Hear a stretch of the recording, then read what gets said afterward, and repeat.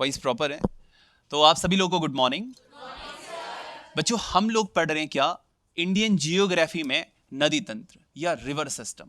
मैं आप लोगों से पूछना चाहूंगा, आप में से ऐसे कितने बच्चे हैं जिनका इंडियन मैप अच्छे से क्लियर है, जो पॉलिटिकल मैप है?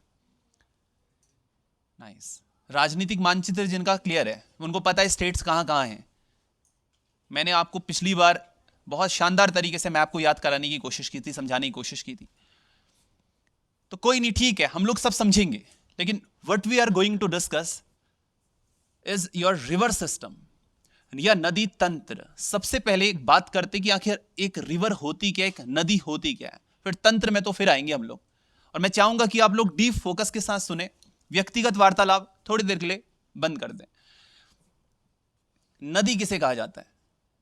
मैं पहले परिभाषा देता हूं, बाद में एडिशनल पॉइंट्स अगर आप लोग ऐड करना चाहें तो कर सकते हैं। नदी जल की वह प्राकृतिक धारा है जिसका एक प्रारंभिक तथा एक अंतिम बिंदु होता है। साथ ही साथ यह एक निश्चित मार्ग का अनुसरण करते हुए बहती है। मैं दोबारा से बोल रहा हूं, इस लाइन को ध्यान से सुनिएगा। नदी किसे कहा जाता है? जल की वह प्राकृतिक धारा, जल की वह प्राकृतिक धारा जिसका एक ओरिजिनेशन पॉइंट है यानी कि प्रारंभिक बिंदु है, और एक अंतिम बिंदु है यानी कि लास्ट पॉइंट है, एंड पॉइंट है। प्रारंभिक बिंदु एक ग्लेशियर हो सकता है, कोई पर्वतीय क्षेत्र हो सकता है, साथ ही साथ जंगल के क्षेत्र हो सकते हैं जो फॉरेस्ट एरिया होता है, भूजल हो सकता है जो अंडरग्राउंड वाटर होता है, साथ ही साथ आपका पॉन्ड यानी कि जिन्हें आप क्या बोलते हैं, तालाब बोलते हैं, वो हो सकते हैं। जबकि अंतिम बिंदु क्या हो सकता है इस नदी का? कोई इससे भी बड़ी नदी हो सकती है, अथवा समुद्र ही इसका अंतिम बिंदु होता है। बच्चे, भारतवर्ष की अगर बात करें तो नदियों की दो तरीके से कैटेगरीज बनाई गई है। एक तो नदियों का प्रकार है हिमालयी नदियां, और जो दूसरी नदियां हैं उन्हें कहा जाता है प्रायद्वीपीय नदियां यानी कि पेनिनसुलर रिवर्स। प्रायद्वीपीय नदियां इन्हें कहा जाता है।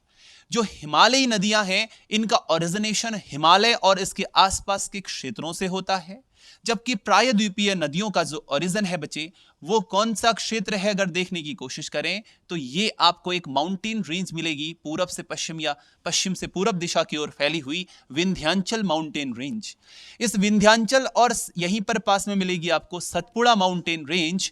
यहीं पर बहने वाली नर्मदा, यहीं पर बहने वाली ताप्ती, यहीं बहने वाली साबरमती, माही और पश्चिमी घाट, एक माउंटेन रेंज पड़ती है यहां पे पश्चिमी घाट, नॉन हिमालयी है, हिमालय नहीं यहां पे।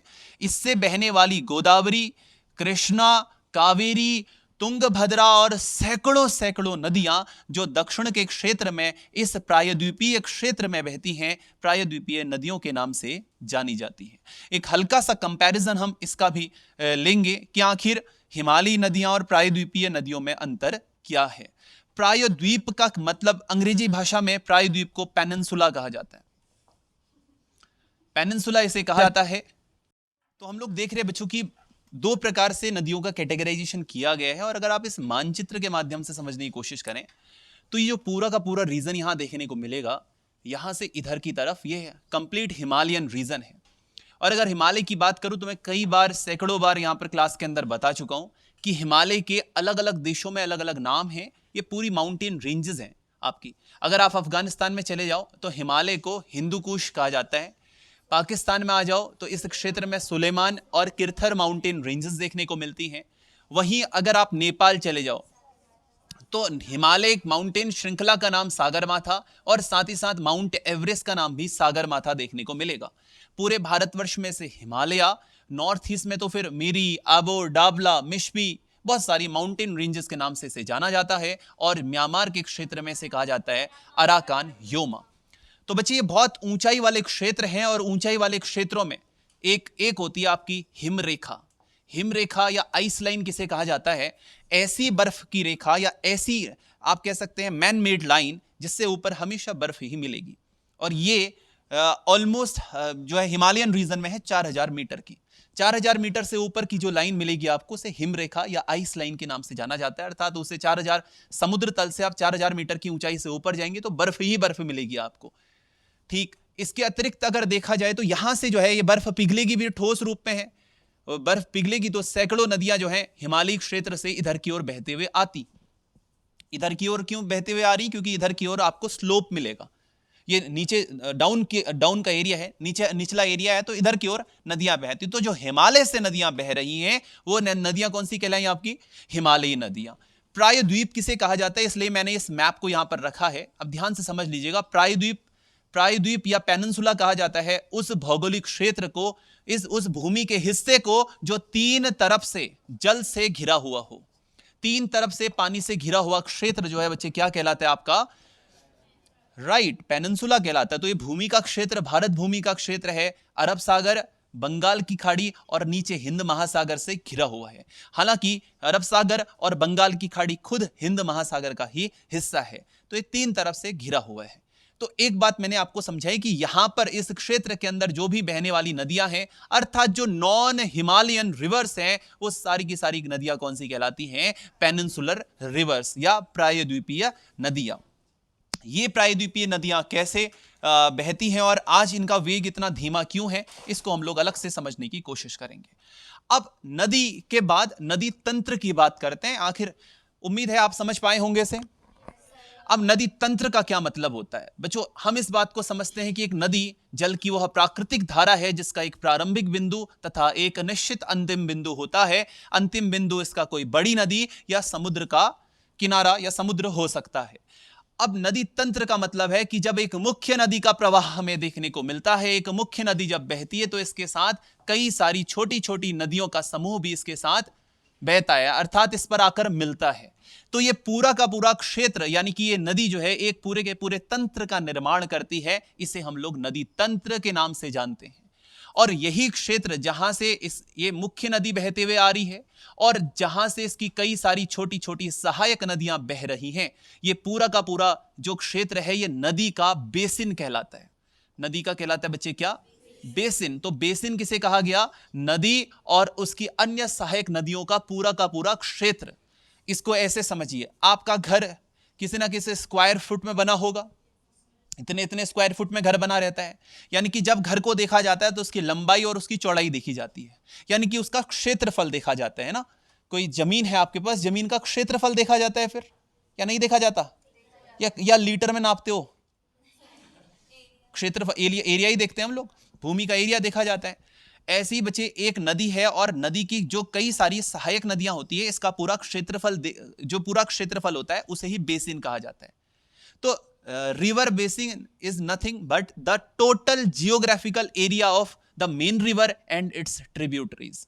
यानी कि बेसिन कुछ नहीं है, बस ये क्या है? नदी, मुख्य नदी और उसकी सहायक नदियों का पूरा क्षेत्रफल है। तो नदी का क्षेत्रफल क्या कहलाता है आपका? बेसिन कहलाता है। इस बात को समझ पाए आप लोग? आगे बढ़ते हैं। फिर अब जो नदियां होती हैं, नदियों कई तरीके से बहती हैं। जो आप लोगों के सामने ये मैप ड्रॉ किया गया है, जिस पर कि हमें थोड़ा समय भी लगा, जो मैप आप लोगों के सामने ड्रॉ किए गए हैं सारे के सारे, ये हैं नदियां किस प्रकार से इस भारतवर्ष के अंदर बह रही हैं। और इसके कई सारे टाइप्स होते हैं। यहां पर मैंने कुछ टाइप्स आप लोगों के लिए लिख दिए हैं। और ये नदियां कहां कहां बहती हैं इस पर भी हम लोग एक छोटा सा डिस्कशन कर लेते हैं, क्योंकि हो सकता है कभी आपसे इस प्रकार का प्रश्न पूछ लिया जाए कि वृक्षाकार नदियां या डेंड्रेटिक जो टाइप ऑफ ड्रेनेज सिस्टम है, डेंड्रेटिक या ट्री शेप ड्रेनेज सिस्टम है, ये आपको कहां देखने को मिलेगा। देखिए, यहां पर जो आपको एक ड्रॉ किया गया मैप है, इसका क्या मतलब है बच्चे? ये वाला जो क्षेत्र देखने को मिल रहा है, यानी कि ये जो आपको जो फ्लो देखने को मिल रहा है, ये है मेन रिवर। और इसके बाद ये वाली क्या है? इसकी मुख्य, ये अन्य छोटी छोटी सहायक नदियां हैं। ये पूरा का पूरा तो क्या है? नदी तंत्र है या बेसिन कह सकते हैं आप लोग इसको। ये पूरा का पूरा बेसिन है। लेकिन ये बेसिन का प्रकार किस तरीके का देखने को मिल रहा है? वृक्षाकार। इस प्रकार की वृक्षाकार नदियां आपको देखने को मिलेंगी। गंगा, साथ ही साथ यमुना, साथ ही साथ गोदावरी, गोदावरी के साथ साथ कृष्णा, कृष्णा के साथ साथ जो भारत की बड़ी नदियां हैं, कावेरी। ये सब बड़ी नदियां आपकी कौन से आकार की हैं बच्चे? ये वृक्षाकार देखने को मिलेंगी। राइट बच्चे, आप कह सकते हो जो मैदानी क्षेत्रों में बहने वाली नदियां हैं वो ज्यादातर कौन सी होंगी? आपकी वृक्षाकार की नदियां ही होंगी। Very nice. तो वृक्षाकार नदियां हमें कौन सी देखने को मिलती संजय? ये सारी की सारी नदियां। और अगर कॉमनली आपने बोलना है तो you can say in a nutshell कि जो दक्षिण भारत की नदियां हैं, अधिकांशतः दक्षिण भारत की जो नदियां होती है बच्चे, वो डेंड्रिटिक शेप की ही हैं, यानी कि वृक्ष आकार की ही हैं। उनका आकार वृक्ष के प्रकार का बनेगा। को समझ पाए? नाइस। ओके, नेक्स्ट जो टाइप है वो है ट्रेलिस टाइप, यानी कि जालीनुमा। जालीनुमा नदियां आपको इस प्रकार के शेप में मिलेंगी कि इन्होंने जाली बना ली है। मतलब इनकी क्या बन रही है? ट्रैलीज बन रही है। देखो जालियां, अब ये जाली वो वाली जाली मत समझ लेना जिससे क्या करते हैं हम लोग, हाँ ठीक है, वो उस तरीके के नट है वो, ठीक है, वो जिससे मछली पकड़ते हैं, यही कह सकते हो, चलो कह लो आप। मैं सोचा ना जिससे बजरी साफ कर रहे हो उसको मत समझ लेना। तो जालीनुमा कहने का सेंस है, जालीनुमा कहने का सेंस है, अब आप समझ लीजिए एक नट टाइप से बन जाता है। नट कहने का मतलब है पूरा का पूरा क्या है, चारों तरफ से घिरा हुआ, आप जहां भी जाएंगे आप एक तरीके से जाली ही पाएंगे। ये शेप इस तरीके का रहता है, और इस प्रकार का शेप आपको मध्य भारत में अधिक देखने को मिलेगा, मिड इंडिया में। मध्य भारत का क्षेत्र, यानी कि दक्षिण मध्य का कौन सा क्षेत्र है आपका? सतपुड़ा और विंध्यन, और साथ ही साथ, ठीक है ठीक है, इसको भी लिख देता हूं बच्चे, बहुत बढ़िया आपने बताया। ये गुजरात वाले क्षेत्र में ये जालीनुमा आपको क्या मिल जाएंगी? नदी तंत्र देखने को मिल जाएगा, ठीक है, नदियों का आकार देखने को मिल जाएगा। हाँ हाँ हाँ, पॉइंट पॉइंट पॉइंट, जहां दलदली इलाका ज्यादा होता है ना। इवन आप सही कह रहे हैं, आप जो माही नदी लूनी नदी मिलेगी आपको, लूनी नदी जो है इसका बहुत शानदार उदाहरण है। तो अगर आपसे कभी पूछ लिया जाए कि लूनी नदी इसमें से किस प्रकार के नदी आकृति का उदाहरण है, ऐसी कंडीशन में उत्तर क्या होना चाहिए आपका? जालीनुमा। राइट बच्चे। अब बात करते हैं कौन सा, ये रेडियल या आर्य। आपने हिमालय, देखो मैं आपको कई बार एक्सप्लेनेशन दे चुका हूं, और एक बार कई सारे बच्चे नए भी हमारे साथ जुड़ते रहते लगातार, तो आप लोग का रिपीटेशन और इन बच्चों को एक बार बता दूंगा। मैं कुछ पॉइंट समझाने की कोशिश करता हूं, ध्यान से सुनिएगा।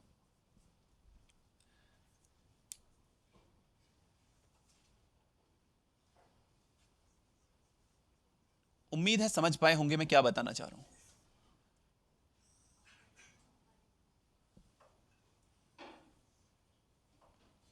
हालांकि इनमें ज्यादा अंतर है नहीं।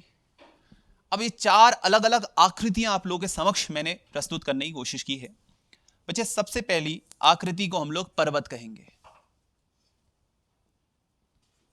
ठीक। दूसरा कहलाएगा पहाड़,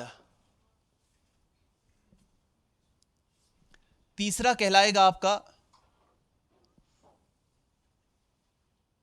आइस माउंटेन्स, आइस माउंटेन्स,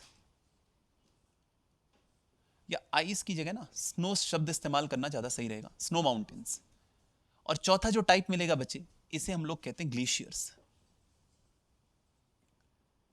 अब यहां तो ये माउंटेन वर्ड इस्तेमाल होता है इसके लिए इंग्लिश में, लेकिन हम लोग हिंदी में अगर इसको समझने की कोशिश करें तो इसका टाइप थोड़ा सा डिफरेंट हो जाता है। अब ये समझाने के लिए मुझे पहले ये पॉइंट्स बताने आप लोगों को जरूरी है। सबसे पहली चीज, पर्वत किसे कहा जाता है? राइट, पर्वत कहा जाता है इस समुद्र या सॉरी भूमि से या समतल भूमि से उठे हुए ऐसे हिस्से को, भूमि के ऐसे हिस्से को, समतल भूमि से या समतल भूमि से ऊपर की ओर उठे हुए ऐसे भूमि के हिस्से को जिसकी जो पीक है या चोटी है वो नुकीली हो, और जिसका ढाल यानी कि जो स्लोप है वो बहुत फास्ट या तीव्र हो, वो कहलाया क्या आपका? पर्वत। समझ पाए? यानी कि चोटी नुकीली और ढाल तीव्र, सिंपल इन अ नटशेल। पहाड़ किसे कहा जाएगा? समतल भूमि से ऊपर की ओर उठी हुई एक ऐसी आकृति जो पर्वत की विशेषताएं धारण नहीं किए रहता। धारण क्या नहीं किए रहता? इसका पीक जो है नुकीला नहीं होगा, और इसका जो स्लोप है वो बहुत ज्यादा फास्ट नहीं होगा। यानी कि आप अगर पर्वत से फिसलोगे सीधे नीचे पहुंचोगे, पहाड़ से फिसलोगे तो थोड़ा ही फिसलोगे, जहां फ्रिक्शन फोर्स थोड़ा बैलेंस्ड है। बल क्या होता है? यहाँ बहुत कम होता है ना, यहाँ घर्षण बल कम होगा, यहाँ घर्षण बल बहुत अधिक होगा। अगर अंकिता आप पहाड़ गई, हम अल्मोड़ा पर्वत में रहते हैं कि पहाड़ में? कौन सा पहाड़ है? काशाय पहाड़ है। वैसे काशाय पर्वत श्रृंखला भी कहते हैं इसको हम लोग ना, और काशाय पर्वत श्रृंखला पर ही बसा हुआ है कसार देवी मंदिर भी, राइट। अब काश्यप पर्वत, अब देखो ये है क्या आपके माउंटेन्स, ये भी रॉक माउंटेन्स हैं। अगर इनके ऊपर गिर गई बच्चे बर्फ, ये बर्फ गिर गया, ये पूरी की पूरी बर्फ गिर गई, तो ये हिमालय वाले पर्वत आ गए आपके सारे के सारे पर्वतीय क्षेत्र। अब आप ये मत सोचिएगा कि जो आज की डेट में आपको माउंट एवरेस्ट देखने को मिलेगा जिसकी हाइट कितनी है 8, वेरी गुड बच्चे, 8848.86 मीटर्स है, वो आपको ये नहीं मिलेगा कि नीचे से लेकर ऊपर तक उस पर बर्फ ही बर्फ है। वो क्या है, रॉक माउंटेन है और उसके ऊपर बर्फ जमी हुई है, ठीक है। तो आइस माउंटेन या स्नो माउंटेन्स किन्हें कहा जाता है, ऐसे बर्फ की नहीं, ऐसी पत्थर की चट्टानें जिनके ऊपर क्या रहती है, बर्फ रहती है। दूसरा, अगर जड़ से लेकर चेतन तक, यानी कि प्रारंभिक बिंदु से लेकर कब तक, अंतिम बिंदु तक, टॉप तक, इस पर यह बर्फ का पहाड़ है, तब यह कहलाएगा तुम्हारा क्या, ग्लेशियर, या इसी को कहा जाएगा बच्चे हिमनद। समझ पाए इस बात को आप लोग। तो अब सुनना, बीच पे यहां पर हिमनद रख लो या आप स्नो माउंटेन रख लो, बीच में हिमनद रख लो या स्नो माउंटेन रख लो, और चारों तरफ छोटी छोटी छोटी छोटी नदियों का प्रवाह जब होता है, उस तरीके का जो नदी तंत्र आपका बनता है उसे आरी या रेडियल नदी तंत्र हम लोग रिवर सिस्टम या ड्रेनेज पैटर्न कह सकते हैं। तो रेडियल जो पैटर्न है, ड्रेनेज पैटर्न है, वो कैसे बन रहा है, बीच में आपका पर्वतीय क्षेत्र जो कि बर्फ वाला है, और चारों तरफ क्या हो रही बच्चे, चारों तरफ नदियों का प्रवाह हो रहा है। कुछ समझ पाए? सारी कहानी बताने के बाद नटशेल में इस पॉइंट को लेकर आया, तो ये होप्स हो कि ये 4 पॉइंट्स भी समझ पाए होंगे, और साथ ही साथ ये वाला पॉइंट भी आप लोग देख लिए होंगे। अब पैरेलल का क्या मतलब होता है बच्चे, यहां मुख्य नदी, मुख्य नदी, इसकी सहायक नदी और इसकी सहायक नदी, ये सारी की सारी नदियां, अधिकांश नदियां जो होती है बच्चे, वो समानांतर यानी कि पैरेलल होते हुए मिलती हैं, जो पैरेलल होते हुए आ रही हैं और इससे आकर मिल रही हैं। तो ये नदियां कौन सी कहलाई आपकी, सारी की सारी, मतलब इस प्रकार का जो ड्रेनेज पैटर्न बनता है वो कहलाता है पैरेलल ड्रेनेज पैटर्न या समानांतर नदी तंत्र कह सकते हैं आप लोग। अब इसका उदाहरण कहां मिलेगा हमें हिमांशु, राइट, बिल्कुल सही, यमुना नदी।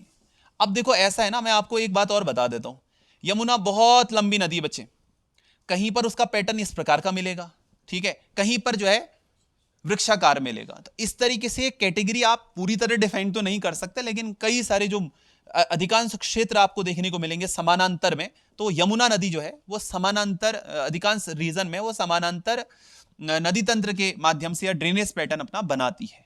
इसकी कई सारी केन, बेतवा, चंबल, काली सिंध, ये सारी नदियां जो है क्या है, समानांतर बहते हुए आती है ना, उत्तर वाहिनी नदियां कई सारी, इस पर सब समझेंगे हम लोग। इसके बाद ये वलयाकार नदियां क्या होती हैं, एनुलर रिवर्स क्या होती हैं आपकी, एनुलर या रिंग शेप्ड होती हैं आपकी। रिंग मतलब एक रिंग में घूमती रहेंगी और लास्ट में एक ही पॉइंट पर आ जाएंगी आपकी, ऐसे घूमते घूमते एक ही बिंदु पर मिल जाएंगी। ये तो ऐसे आई, ये आई, यहां से घूमे कहीं भी आए, फिर ये पहुंच कहां रही है, एक ही बिंदु पर पहुंच रही है। आपने यमुना नदी तंत्र अभी पढ़ा नहीं है, तो आप लोग पढ़ेंगे, नहीं सॉरी, काली नदी तंत्र जब आप लोगों ने पढ़ा होगा, जिन बच्चों ने मुझसे, हाँ क्या करती है, हाँ आपने देखा होगा, मैं आपको बता देता हूं, बहुत सही पॉइंट बोला आपने। आपने काली नदी को देखा होगा, काली नदी क्या होती बच्चे, चंपावत में ऐसे फ्लो करते हुए, वो भी लास्ट में यहां से उसका पथ विचलन हो जाता है, लास्ट में फिर एक बिंदु पर मिल रही है। देखा था आप लोगों ने ऐसा रिवर सिस्टम में हमने। तो ऐसी ये नदियां जो एक प्रारंभिक पथ से चलते हुए इसके बाद क्या कर रही हैं, पथ विचलन करते हुए फिर एक बिंदु पर पहुंच जाती हैं, ऐसी नदियां कौन सी कहलाती हैं आपकी, वलयाकार। मतलब ऐसी नदियां नदी तंत्र कौन सा बनाती हैं, वलयाकार नदी तंत्र या एनुलर रिवर सिस्टम बनाती है, एनुलर ड्रेनेज पैटर्न बनाती कह सकते हैं आप लोग। और इसका उदाहरण आपको देखने को मिलेगा, अगर इसका उदाहरण बताएं तो हिमालयी नदियां, हिमालयी छोटी नदियां, जो हिमालय की जो लघु नदियां हैं, उन नदियों में अधिकांश जो नदियां हैं वो क्या बनाती हैं आपकी, वलयाकार। और साथ ही साथ एक उदाहरण और आपने अच्छा बताया, कोसी नदी इसका एक उदाहरण हो सकता है। हाँ राइट, बिहार में बाढ़ आने के पीछे का रीजन भी है कि नदी अपनी बहुत ज्यादा दिशा परिवर्तित कर लेती है, राइट। दामोदर नदी का तो एक पैटर्न है ना बच्चे, वो शेप कहां चेंज करे, वो तो एक निश्चित दिशा में बहती है,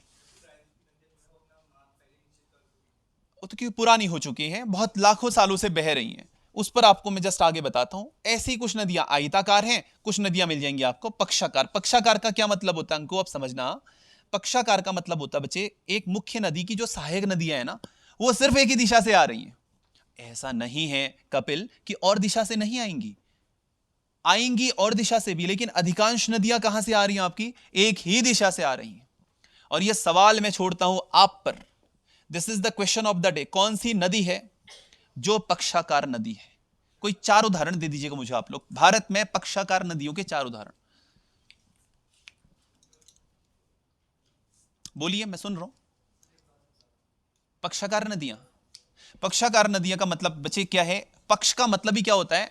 सिंगल साइडेड ड्रेनेज पैटर्न बना रही है। एक मिनट, हाँ बच्चे, सिंगल साइडेड ड्रेनेज पैटर्न का मतलब है कि एक मुख्य नदी है और एक ही दिशा से इसकी सहायक नदियां आकर मिल रही हैं इससे।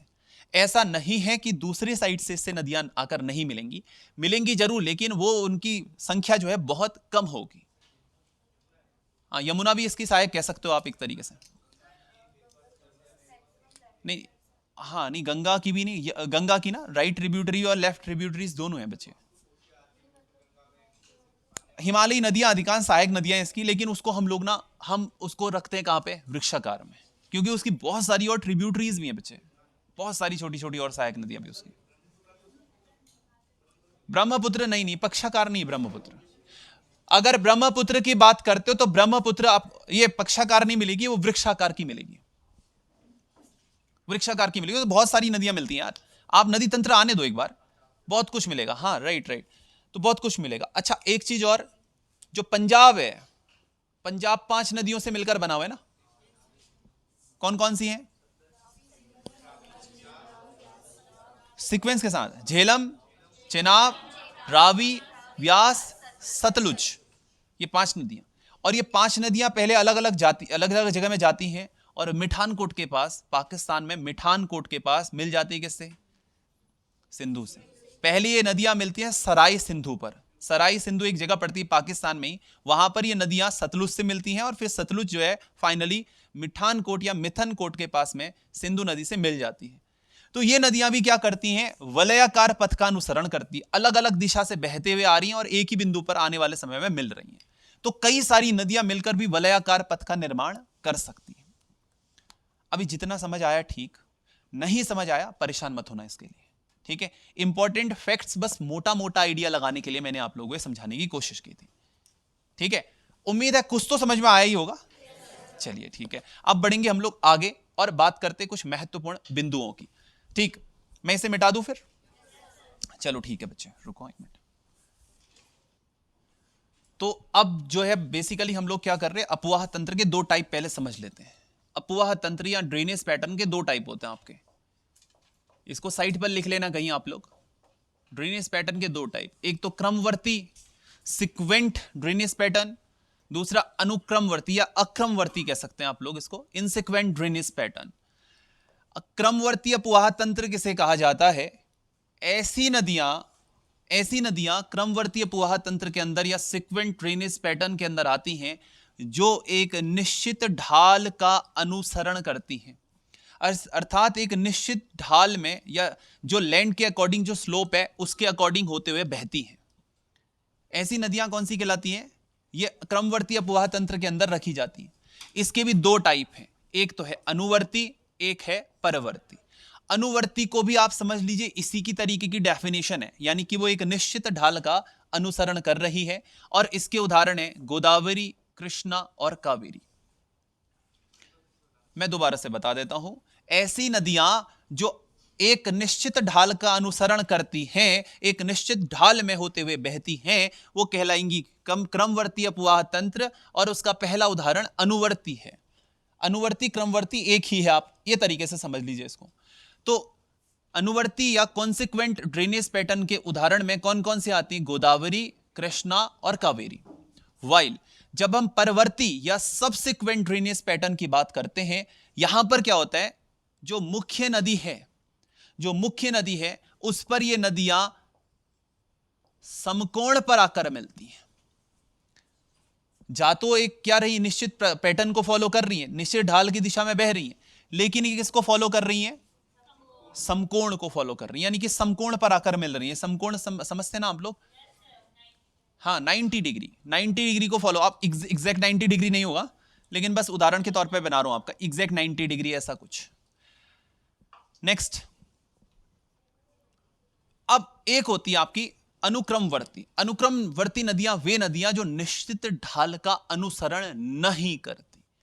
निश्चित ढाल का अनुसरण करते हुए, ढाल मतलब समझ रही हो, अपना ढाल शील्ड मत समझ लेना, वो कैप्टन अमेरिका वाली, ठीक है।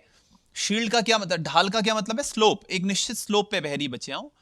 तो ये वाली जो नदियां हैं निश्चित स्लोप पे ना बहकर थोड़ा सा इधर उधर हो जाती हैं, थोड़ा इधर उधर, जहां को बहना चाहिए था वहां को नहीं बहती हैं, लेकिन थोड़ा सा भटक जाती है ना, बच्चा भटक गया जैसे कहते हैं हम लोग।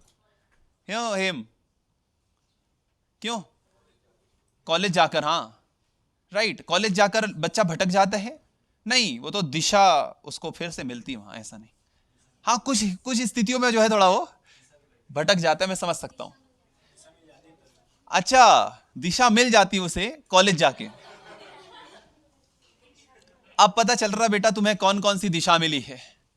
मेरे अच्छा, वो मेरी किसी स्टूडेंट का नाम दिशा नहीं, यहां पे सीधे थप्पड़ या जो भी था वो फ्लाइंग चप्पल, हाँ ये सही था, ऐसा है। हाँ फाइनल सुनो, पूर्ववर्ती या इन्हीं को एंटीसीडेंट रिवर्स कहा जाता है। Antecedent reverse, antecedent reverse way reverse कहलाती हैं जो एक निश्चित इसका ढाल का अनुसरण नहीं करती हैं। और दूसरा इनका उदाहरण, इनको दूसरी तरीके से भी डिफाइन किया जाता है, ऐसी नदियां पूर्ववर्ती नदियां कहलाती हैं जो हिमालय के निर्माण से पहले से बह रही हैं। क्या बोला मैंने,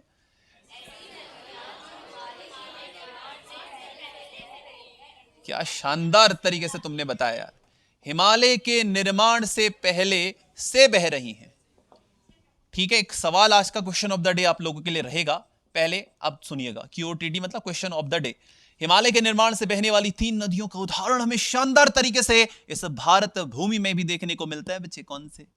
सबसे पहली मिलेगी आपको ब्रह्मपुत्र, दूसरी मिलेगी आपको सिंधु नदी, और तीसरी मिलेगी सतलुज नदी या सतलज नदी से कहा जाता है। ये 3 की 3 नदियां एक ग्लेशियर के 3 अलग अलग हिस्सों से निकलती हैं। यहां पर मिलती है राकास ताल या राक्षस ताल, यहां पर स्थित है। यहां है ये, इस ग्लेशियर का नाम है चेमा युंगडुंग ग्लेशियर। चेमा युंगडुंग या इसी को कहा जाता है चोमो लंगमा। लो खुश रहो तुम, ठीक है, चोमोलुंगमा या अलग अलग नाम मिल जाएगा आपको। चेमा युंगडुंग या चोमोलुंगमा ग्लेशियर, इसके उत्तर के ढाल से निकलती है सिंधु नदी, इसके साउथ वेस्टर्न स्लोप से निकलती है सतलुज नदी, और इसके वेस्ट वाले पार्ट से